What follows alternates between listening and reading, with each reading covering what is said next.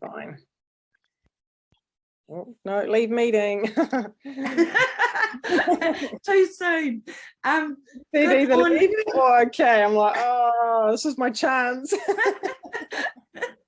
All right, this morning we're going through a day in the life of Jilanne, who has, you were one of my first VAs that I took on the team about over 8 years ago.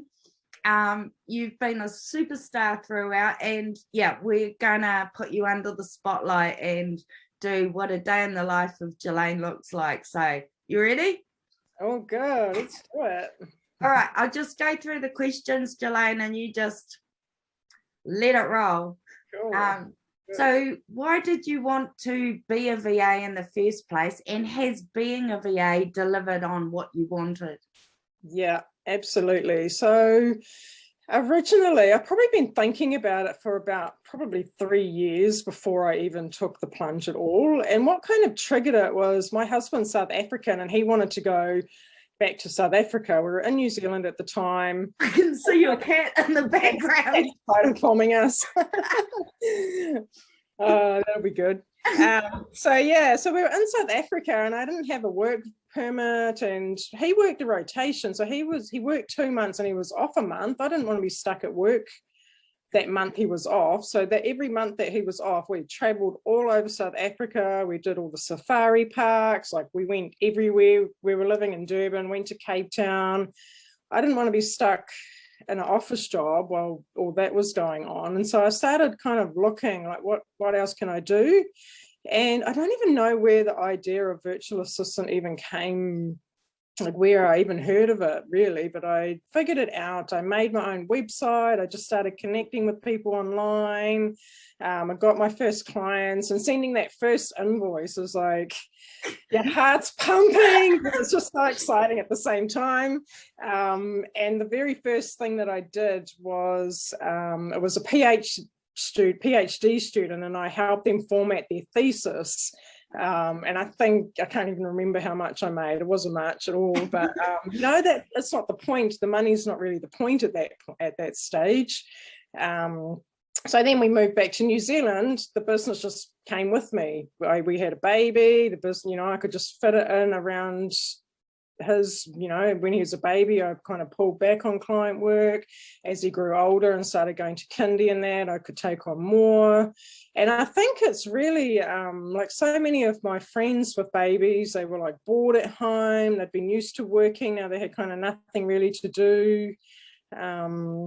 And so I had this other thing that I could focus on, so it wasn't just all about being stuck at home with a baby, and that can be really stressful for mums, especially when you're the first baby.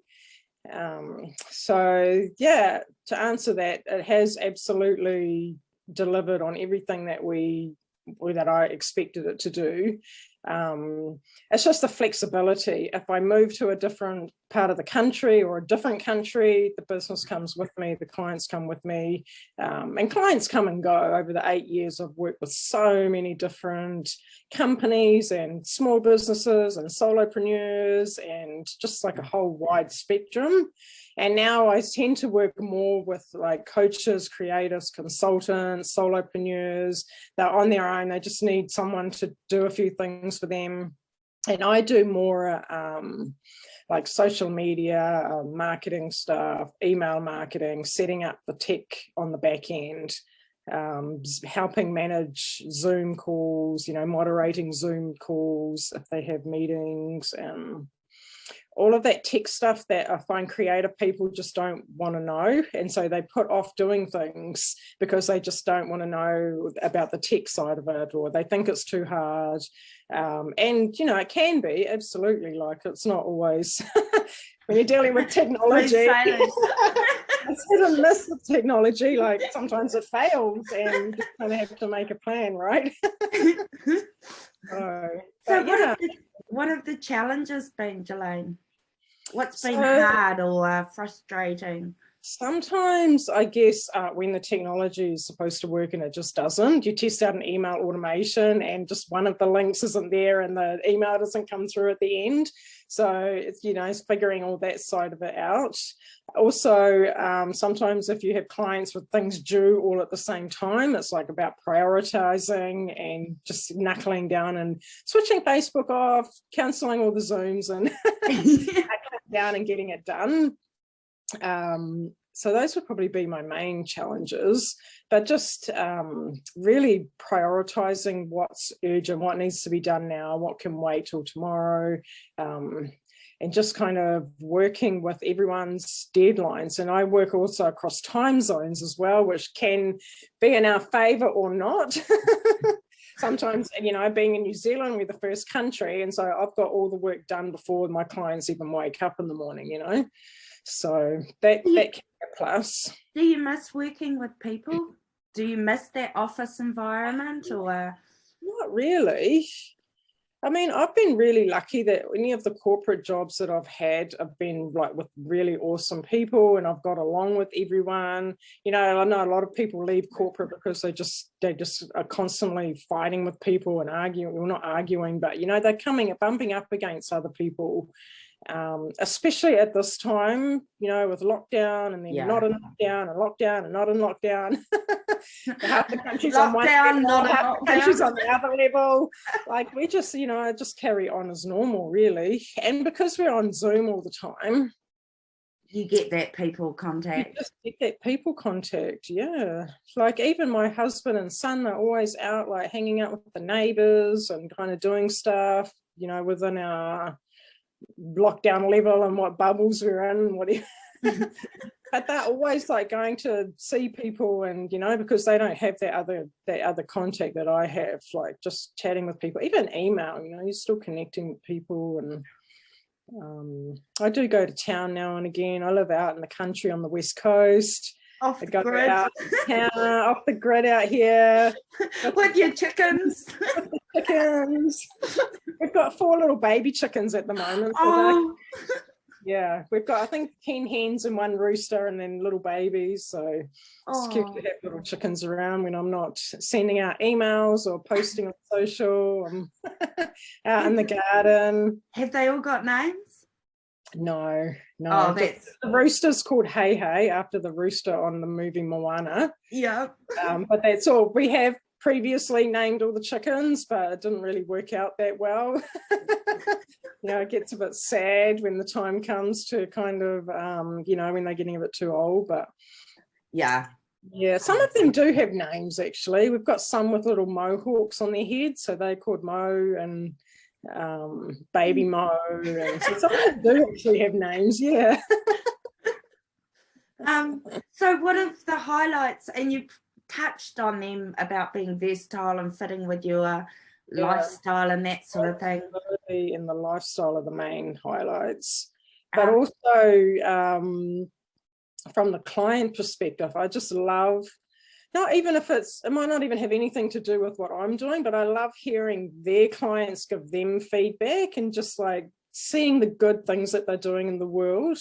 Like I'm working with coaches who are just doing amazing things, and consultants and creatives, and just people who are just, their businesses are amazing, and they're helping people. They're not solving all the world problems, but they're definitely solving some of them, Yeah.